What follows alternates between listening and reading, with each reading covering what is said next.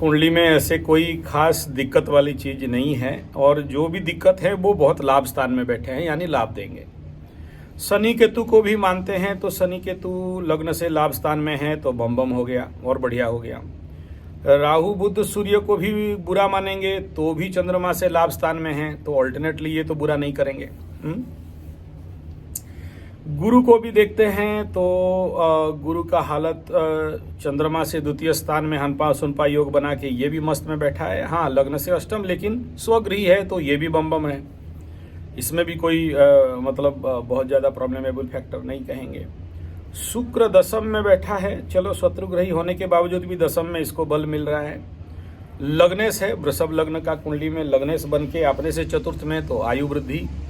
चतुर्थ का शुक्र, हाँ, कारक भावना से जैसे सूत्र लगा दें और भूमि भवन वाहन माता सुख मन, चतुर्थ स्थान का शुक्र यहाँ पर अगर प्रॉब्लम दे रहा है बोल के सोच भी लें तो भी नहीं देगा। शुक्र दशम स्थान को देख रहा है तो करियर स्थान को भी अच्छा करेगा।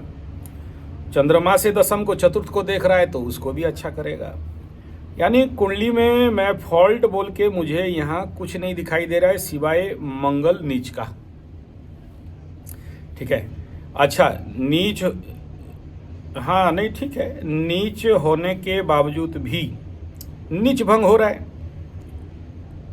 ठीक है, तो वो भी प्रॉब्लम नहीं है। तो यहाँ कहीं से एक फैक्टर ऑफ प्रॉब्लम दिख नहीं रहा है ना। तो एक ही चीज यहाँ पर सबसे ज़्यादा डग डग करके दिखाई दे रहा है, और वो क्या है, चंद्रमा से पंचम का पनौती शनि। ठीक है, देखिए शुक्र महादशा में आदमी को गरीब करता है, लेकिन वो लास्ट में करता है। मतलब 19, 20, 21 साल तक जो शुक्र महादशा को गलत उपयोग किया, भोग में, विलास में, मजा में, मस्ती में, एंजॉय में, एंटरटेनमेंट में, शुक्र यहाँ तो चतुर्थ में दशम में अंड संड देता है। हाँ, कभी कभार मान सम्मान का हानि कर देता है, लेकिन फिर भी शुक्र का महादशा हो और शुक्र बली अवस्था में हो तो आदमी को तो भर भर के देता है, इसमें भी कोई प्रॉब्लम नहीं है। प्रॉब्लम यहाँ पर एक ही चीज दिखाई दे रहा है, वो है पनौती शनि, पंचम का शनि। आजन गोचर में अगर देखते हैं तो वृश्चिक राशि से चतुर्थ में चंद्रमा अगला 2.5 साल में फिर से पंचम शनि को एक्टिवेट कर देगा। शनि और केतु के ऊपर शनि आएगा तो अगला 2.5 साल भी, यानी वृश्चिक राशि का ढैया खत्म होने के बावजूद भी पंचम में शनि केतु के ऊपर जाना, फिर अपने जन्म शनि के ऊपर जाना, उसको और ज़्यादा प्रोएक्टिव कर देगा। तो अगला 2.5 साल का गोचर यहाँ पर सपोर्टिव नहीं दिख रहा है, कोई पॉजिटिव आशा यहाँ पर आएगा, लेकिन वही है, आदमी वृश्चिक राशि को यूटिलाइज करेंगे, वृश्चिक राशि को समझ में नहीं आएगा। वृश्चिक राशि का ढैया 4 साल, देखिए मैं बहुत सारे वृश्चिक राशि का कुंडली देख रहा हूँ तो, और मेरा प्रेडिक्शन भी था 2-2.5 साल पे जब शनि घुसा था यहाँ कुंभ में, तो भाई देखो वृश्चिक वालों का दुकान नहीं चलेगा, धंधा नहीं चलेगा, किसी नौकरी चला जाएगा। मतलब ये 2-2.5 साल से वृश्चिक राशि वालों का प्रॉब्लम था। मेंटल टेंशन, एक जगह में बैठने नहीं देगा, यहाँ जाए वहाँ जाए। अच्छा, मूर्ख जैसे बात करेंगे, एक बोलेंगे, एक सुनेंगे, एक समझेंगे और दूसरा करेंगे।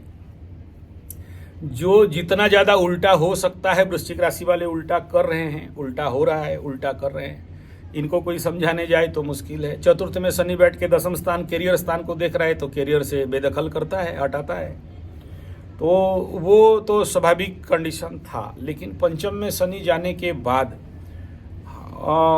थोड़ा बहुत राहत रहेगा। यानी अभी जो ढैया का प्रॉब्लम है बहुत भयंकर, और ढैया का सबको प्रॉब्लम रहता है, लेकिन किसी को एक्यूट रहता है, किसी को थोड़ा कम रहता है।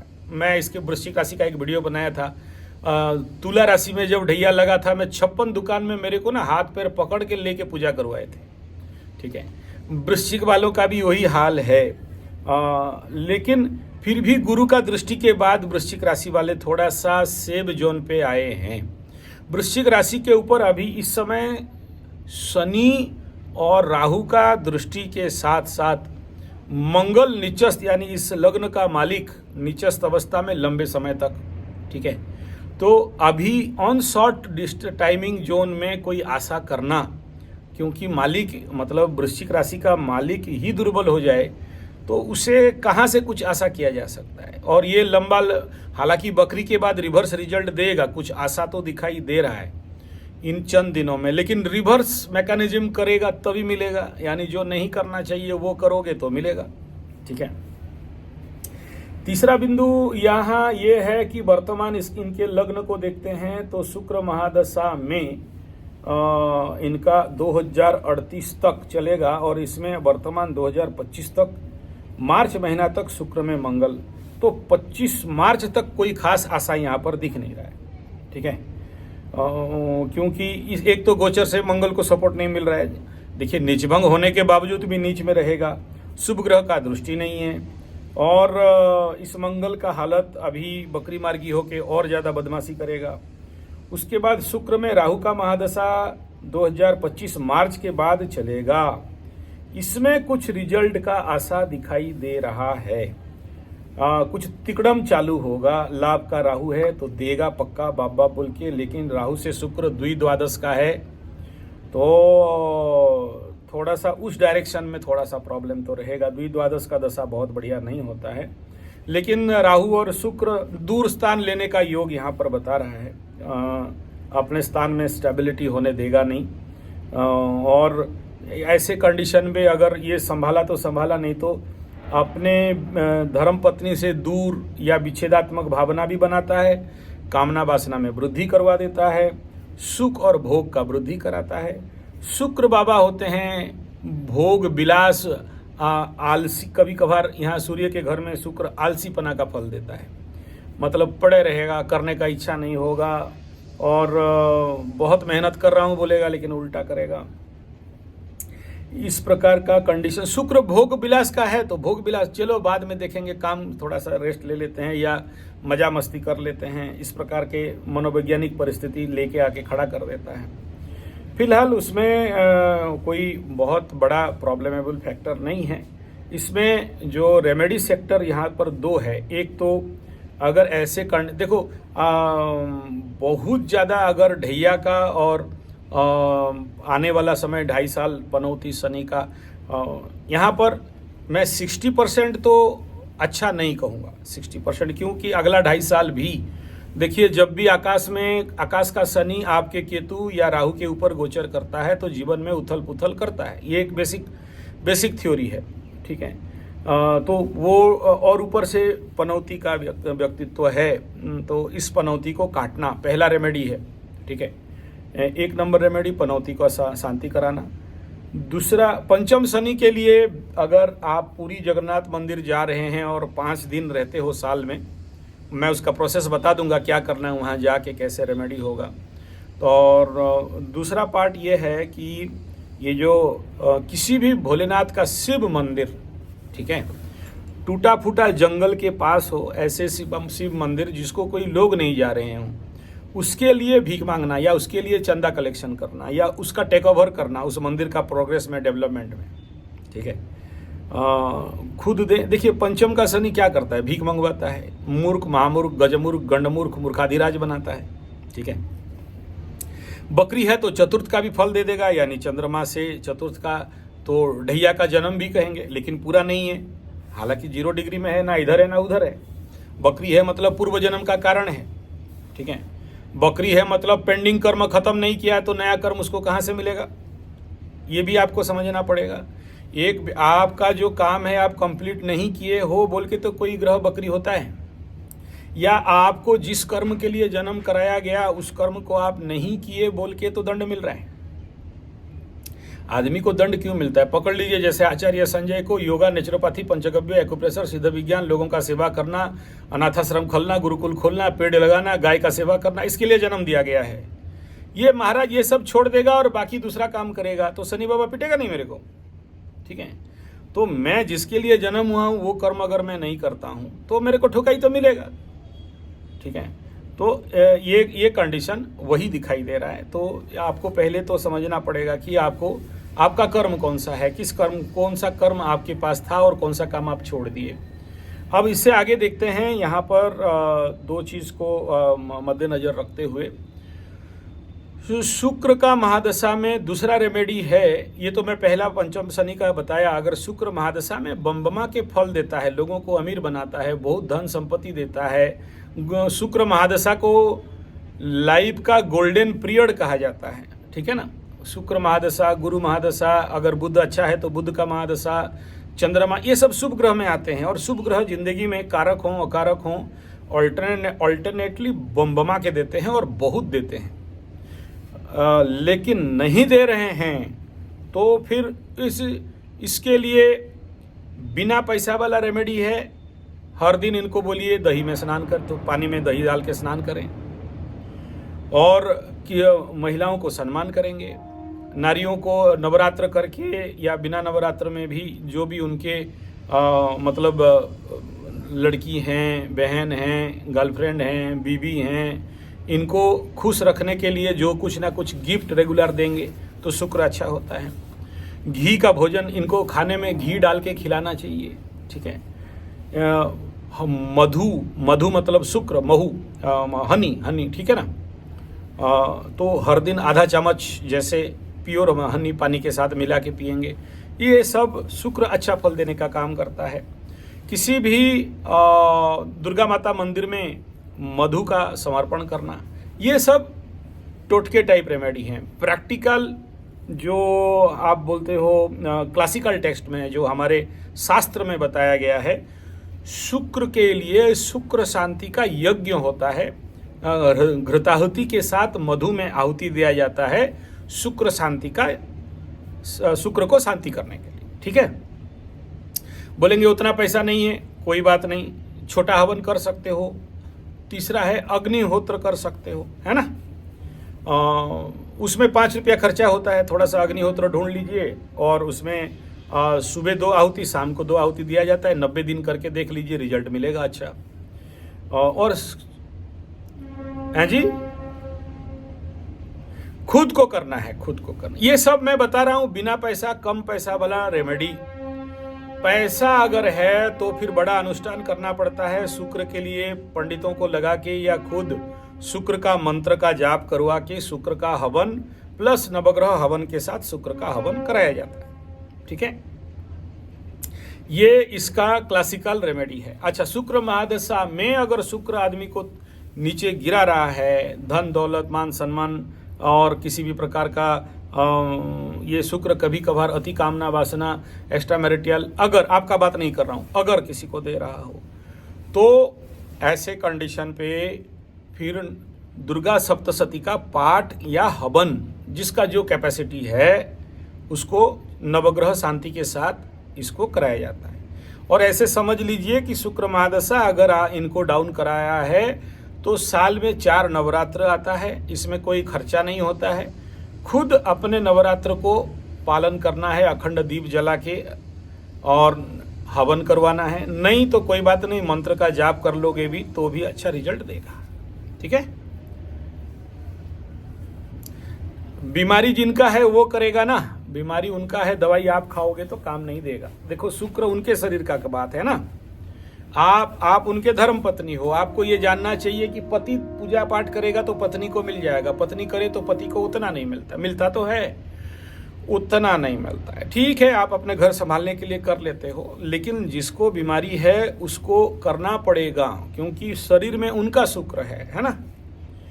जरूर नीचाभिलाषी विथ पाप कर्तरी। यहाँ पर एक बैड रिजल्ट तो ये है कि 10वें स्थान में शुक्र नीचाभिलाषी प्लस पाप कर्तरी में फंसा है, ठीक है। पीछे मंगल, आगे राहु और सूर्य यहाँ बैठे हुए हैं। तो ऐसे कंडीशन में, हालांकि लाभ स्थान है, इसे देखिए, ये कुछ करे नहीं करे ऑल्टरनेटली तो भाई लाभ तो इन्हीं का होने वाला है। इसमें ओरिड होने का कोई विषय नहीं। जिसका लाभ का घर एक्टिवेट रहता है, मतलब वो कुछ करे नहीं करे भगवान को पता, लेकिन कहीं ना कहीं से जुगाड़ हो जाता है, आ जाता है, चल जाते हैं, ठीक है। मतलब कुछ भी नहीं करे तो भी चले, एकदम दास मल्लुका कह गए सबका दाता राम वाला लोग ये लोग बनते हैं, ठीक है ना। हाथी ना करे चाकरी, चिट्ठी ना करे काम, सबका दाता राम दास मल्लुका कह गए, बहुत अच्छा एक दोहा है, ठीक है। तो इनका लाइफ तो जस्ट ऐसा ही रहता है।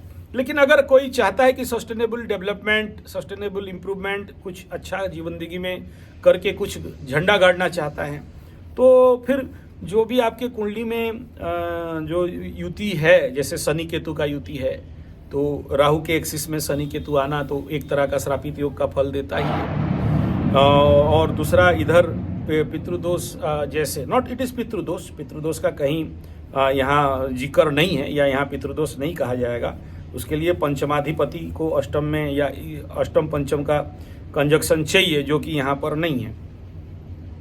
अष्टमाधिपति अपने घर में बैठे हैं तो बढ़िया हो के अवस्था में हैं, और लेकिन एक ग्रहण योग तो कहेंगे। ग्रहण होने के लिए चंद्रमा को भी और 5 दिन आगे चलना चाहिए था, लेकिन शनि और राहु जब एक जगह में बैठते हैं तो सूर्य और राहु एक जगह में बैठते हैं तो सूर्य को तो मलिन कहा ही जाएगा इसमें, ठीक है ना। तो ऐसे कंडीशन में it is one kind of, आपको समझाने के लिए बोल रहा हूँ, एस्ट्रोलॉजिकल मीनिंग नहीं है, क्योंकि हमारा मकसद होता है कि आप लोग समझें, ठीक है। तो सूर्य राहु का होना और शनि केतु का एक एक्सिस में होना नेचुरली ये कुंडली को अपने इन बाधाओं को दूर करना। तो सबसे पहले इनको ये बोलना है कि सूर्य को जब पानी दे रहे हैं तो दक्षिण दिशा में मुंह करके थोड़ा सा पितरों को भी पानी दें, ठीक है। तो और हर दिन नहा धो के पूजा करने के बाद आपके घर में पितृकोण में थोड़ा सा पितरों के लिए कुसा तिल का पानी रख देना है, ठीक है। ये देखिए, कुंडली में टोटल कुंडली को लाइफ में बैलेंस करने का बात बताता है, ठीक है। तो अगर व्यक्ति बैलेंस कर लेगा तो फिर ये बाकी बाधाएं नहीं देने वाले हैं। अच्छा, दूसरा ये कहेंगे कि भाई देखो, लग्न से अष्टम में गुरु आपके जीवन का हर प्रकार का बाधा का कारण कौन? आपके बड़े, ब्राह्मण, गुरुतुल्य व्यक्ति, ठीक है। तो गुरु अगर अष्टम में हो के यहाँ पर बाधा दे रहा है तो ब्राह्मणों का आशीर्वाद लेना चाहिए, घर में बड़ों का आशीर्वाद लेना चाहिए, ठीक है। ये फ्री ट्रीटमेंट है। और पेमेंट ट्रीटमेंट तो वही कि अगर आपके पास पैसा है तो फिर नवग्रह शांति करके गुरु का शांति करवाना चाहिए, क्योंकि जो प्लानेट जिंदगी में बाधा जो आप कह रहे हो कि कौन बाधा देता है, जो अष्टम में है, अष्टम को बाधक स्थान की मूर्ति तुल्य पीड़ा कहा गया है, ठीक है। तो ये इसका बेसिक विषय है। तो अल्टरनेटली यहाँ पर जो मैं आपको छोटा छोटा रेमेडी बताया, आप उसमें जा सकते हैं, या फिर सीधा सा खेल है कि अगर आपके पास अनुष्ठान करने के लिए, नवग्रह शांति इत्यादि करने के लिए, क्योंकि आज का डेट में बहुत खर्चा है, ये सारा मार्ग बहुत खर्चा है, तो उसको कर सकते हैं। तीसरा और बता रहा हूँ, सुन लीजिए। तीसरा ये है, शुक्र को लक्ष्मी भी कहा गया है, ठीक है। तो नीचाभिलाषी होता है शुक्र, तो उसका औसतन पावर कम रहता है। ऐसे कंडीशन में लक्ष्मी माता का अनुष्ठान, लक्ष्मी माता का मंत्र का जाप लक्ष्मी मुद्रा में, लक्ष्मी मुद्रा नेट में देख लेंगे, लक्ष्मी मुद्रा मिल जाएगा आपको। दोनों हाथ को जोड़ के, दोनों हाथ का ये जो लास्ट फिंगर है इसको जोड़ना है, दोनों बड़े उंगलियों को दबा के रखना। इस मुद्रा में श्री सूक्त का पाठ नित्य रेगुलर।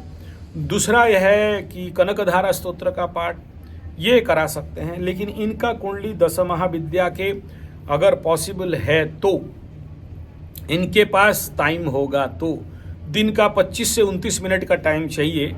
ललित सहस्र नाम, ठीक है।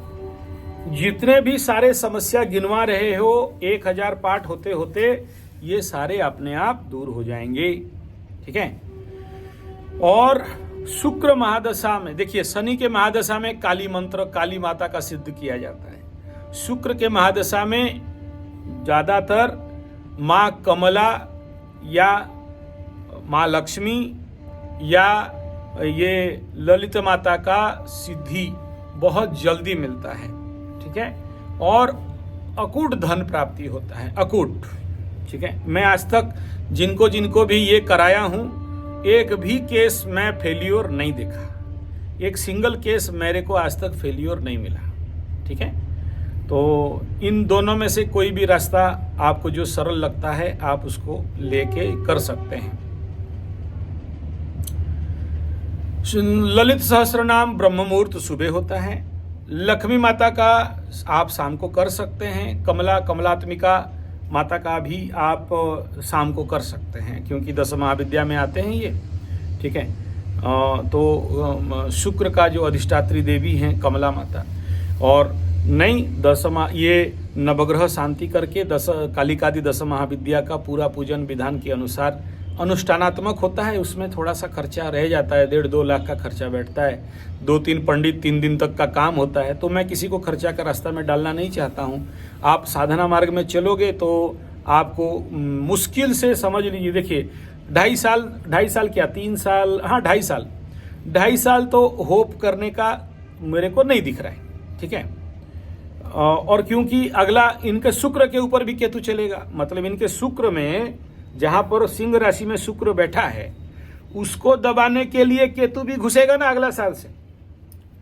शुक्र के ऊपर केतु, शनि केतु के ऊपर आकाश का शनि दोनों गोचर करेंगे, ठीक है। ये 1.5 साल मतलब इनको अच्छा टाइम आने के लिए आर्थिक लेवल पे, शारीरिक लेवल पे, मानसिक लेवल पे, पारिवारिक लेवल पे, तो अगला 1.5 साल कहीं बहुत अच्छा सिग्नल मेरे को नहीं मिल रहा है। आएगा, होगा, लेकिन उतना फ्री फ्लो नहीं रहेगा, ठीक है। जो जिसको बोलते हैं कि एकदम रेड कारपेट में मूवमेंट अगला 2.5 साल तक, या और मेन पीक पीरियड 1.5 साल तक, ठीक है, यहाँ दिख नहीं रहा है। हाँ, मैं इतना कहूँगा कि जो शनि केतु राहु एक्सिस में बैठे हुए हैं, शनि राहु केतु के एक्सिस में श्रापित का कंडीशन बना रहे हैं। शिवरात्रि के टाइम में मेरा फ्री सर्विस होता है सभी ऐसे श्रापित योगों का शांति के लिए। मैं किसी से कुछ पैसा नहीं लेता हूँ, जो दे दिया। उसमें जो भी पूजा पाठ में खर्चा होता है वो आपको लेके आना होता है। मेरा वो उस समय मेरा दरबार खुला रहता है भोलेनाथ के नाम पे, है ना। तो शिवरात्रि के दिन में आप पक्का अभी से बना लो, और करीब करीब सोच लीजिए 11 रुद्राभिषेक के लिए अगर सर्वनिम्न 2-2 हज़ार करके भी बोलता हूँ तो 11 दूने 22,000 का खर्चा। उसमें 5 लीटर दूध, हवन के लिए घी, साकल्य, ये कवन मिनिमम खर्चा आपको 11 रुद्राभिषेक 24 घंटा के अंदर 2-2 घंटा में आपको कराना होता है, ठीक है। इसको महारुद्राभिषेक कहा जाता है। बाकी में योग में लगता नहीं है, मतलब पंडित अपना तो दक्षिणा लेगा कॉमन, क्योंकि ग्रुप में करता है तो वो तो लेगा, अकेले में दम नहीं होता है। 2 रुद्राभिषेक करते करते पंडितों का मुंह में छाले पड़ जाएंगे, सूख जाएगा उसका मुंह, मतलब लार बंद हो जाएगा। तो इसीलिए मुझे कम से कम 11 पंडित को बुलाना पड़ता है। तो उन सबको मिला के ये फिक्स रहिए। और प्राइवेट में करेंगे मतलब 11 रुद्राभिषेक के लिए तो एक रुद्राभिषेक तो 22,000 का रेट समझ लीजिए। एक रुद्राभिषेक अभी जो कॉमन मिनिमम रेट चल रहा है हमारे राउरकेला में, मतलब सबसे कॉमन रेट चल रहा है 22,000 रुपया, ठीक है ना। मतलब सब सामान खरीद के एक रुद्राभिषेक में आ जाता है उतना, पंडित का कॉमन धोती वोती सब मिला के। हाँ, तो वो तो बहुत खर्चा वाला रास्ता है। तो मैं आपको कुल मिला के 22,000 में 11 रुद्राभिषेक शिवरात्रि के दिन करा लेना चाहिए। जिंदगी में अगर आप कुछ अच्छा चाहते हो तो वो 11 रुद्राभिषेक आपको, लेकिन उससे पहले मृत्युंजय मंत्र शिवरात्रि यानी मार्च से पहले आपको 1,25,000 मृत्युंजय मंत्र जाप कर देना है, दोनों मिला के, ठीक है। ये बेसिक चीज है। तो तभी जाके रुद्राभिषेक काम में आता है। बिना मंत्र जाप का ना रुद्राभिषेक काम में नहीं आता है, वो फेलियर होता है मैक्सिमम, ठीक है। अगर मृत्युंजय कर सकते हैं बढ़िया, नहीं तो शिव पंचाक्षरी शिवाय वाला मंत्र को भी आप ले सकते हैं, ठीक है। लेकिन उसको लेते हैं तो उसमें कम से कम 5 लाख का मंत्र चाहिए। छोटा मंत्र है, फटाफट हो जाएगा, ठीक है। लेकिन मृत्युंजय लेते हैं तो ज़्यादा बेहतर है। तो ये बेसिक रेमेडी है, मतलब इसके लिए कराना ही पड़ेगा। और ये तो सारे लंबे बात हैं। सिंपल सा बात है, इनको बोलिए 2 स्तोत्र को उठाएंगे। एक है श्री सूक्त, दूसरा है कनकधारा सूक्त, ठीक है। अभी पकड़ लो, कुछ नहीं करते हो, अभी क्या करेंगे गुरुजी? तो श्री सूक्त कनकधारा सूक्त, ठीक है। हाँ, एकदम अनुष्ठान पूर्वक। अगर छोटा मोटा पंडित भी मिल जाए तो बेटा आओ थोड़ा घर में हवन कर दो, ठीक है। जैसे पूर्णिमा का दिन रात को करवा दीजिए, गुरुवार के दिन करवा दीजिए। उसमें ज़्यादा नहीं, मुश्किल से 50-100 रुपया का घी लगता है, साकल्य 50 रुपया का, 100 रुपया का लगेगा। पंडित अपना जो भी 100, 200, 500 जो भी दक्षिणा ले लिया, आपके तरफ कैसे पंडित मिलते हैं आप देख लो, ठीक है। और आप सीख लोगे तो फिर कोई पंडित बुलाने का आवश्यकता नहीं, खुद कर लोगे तो शुक्र बम देगा, कोई प्रॉब्लम नहीं है। एक्टिव करना पड़ता है। नहीं देखिए, ग्रहों को और ऐसे कंडीशन में बिना हवन में आप रिजल्ट नहीं ले सकते। जाप देखिए, खाली जाप करेंगे, आपका प्रश्न अच्छा है, हवन करना पड़ेगा। देखिए, अगर व्यक्ति खाली जाप करता है तो उसको रिजल्ट आने के लिए करीब करीब समझ लीजिए कि जाप करते करते 3 साल में सिद्धि होगा। आज का कामी का दुनिया उतना तो ज़्यादा मंत्र नहीं जाप करेगा। हवन कर देने से क्या होगा, उसका आधा दिन में आ जाएगा। हवन के साथ करोगे आप, मैं तो बोलता हूँ किसी को 90 दिन का अनुष्ठान करा ले, श्री सूक्त का, यज्ञ का, हवन का, मतलब पर डे का समझ लो, मैक्सिमम पंडित मिला के 500 रुपया का भी पकड़ लो, ठीक है। क्योंकि उस हवन में ज़्यादा समय नहीं लगता है, मैक्सिमम 25 मिनट का काम रहता है, ठीक है। तो 25 मिनट में अगर श्री सूक्त का हवन कर दे, संपुटित हवन देखिए मिल जाएगा, बहुत अच्छे वीडियो हैं यूट्यूब में, किसी पंडित को दिखा देंगे, बोलेंगे ऐसे कर दो भाई, ठीक है ना, और आप सीख लेना साथ में। तो मैं कहता हूं कि 90 दिन में कोई भी आदमी अपने जीवन का जो आर्थिक स्थिति को सुधार सकता है। और अगर ओवरऑल जो भी, जैसे बोल रहे हो कि पिताजी का तबीयत खराब है, पैसा का कमी है, नौकरी रोजगार का नहीं है और घर में बुरा ही बुरा चल रहा है, तो फिर आग बूंद के एक ओनली एक, और वो है ललित सहस्त्र नाम, ठीक है।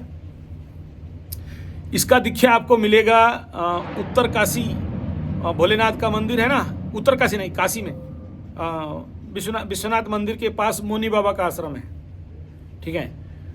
तो वहाँ पर मोनी बाबा का, वहाँ पर चले जाओगे, ठीक है। वहाँ कुछ पंडित लोग होंगे, मेरा नाम बोलेंगे वहाँ पर जो लोग दायित्व में हैं, मैं नंबर भी दे दूंगा उनका, ठीक है। कोई पैसा वैसा लेने वाले नहीं है। एक अनुष्ठान करा देना, जो भी 5 लीटर दूध लगता है, और बाकी कुछ सीख जाना है, सीखना है वहाँ पर। वहाँ जो पंडित पूजा करते हैं बहुत अच्छा उनका वो पंडित, मैं अभी कौन है मुझे नहीं पता, मैं जब गया था तो 45 मिनट का, 45.45 मिनट, हाँ बढ़िया बात है, 45 मिनट का टोटल, वेरी गुड। योग लग गया ना, बनारस जा रहे हैं तो वहां तो पास है ना। और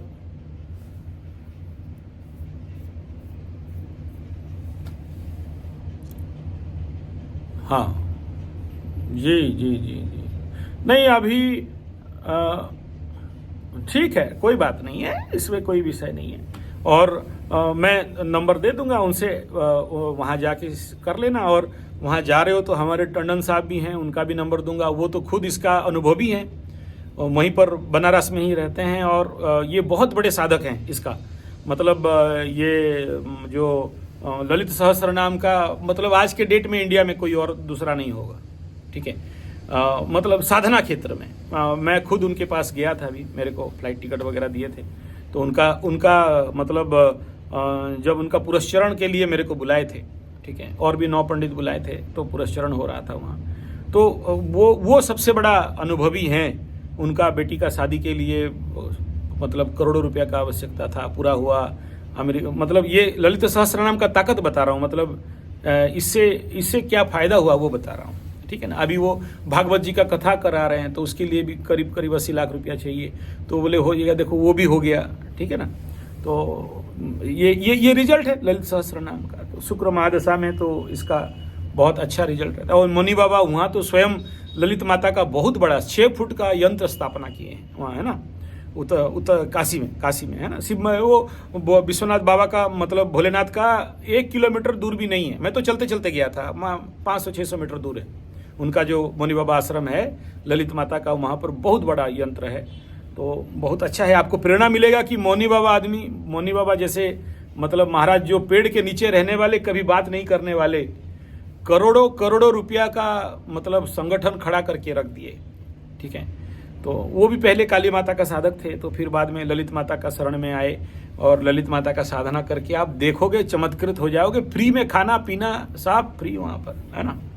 तो इतना सारा करके दे दिए, मतलब उनका साधना तपस्या का फल आज ये लोग खा रहे हैं, जितने सारे वहाँ आश्रम निवासी हैं। तो आपका कुंडली अच्छा बना है इस क्षेत्र में, तो आप कर सकते हो, ठीक है। एक उत्तम रिजल्ट पाना है तो फिर इन मार्गों को लेके जा सकते हो, है ना। नहीं, 100% कोई ना ना ना ना ऐसा है ना। वृश्चिक वृश्चिक आगे का जिंदगी अच्छा है, आगे का जिंदगी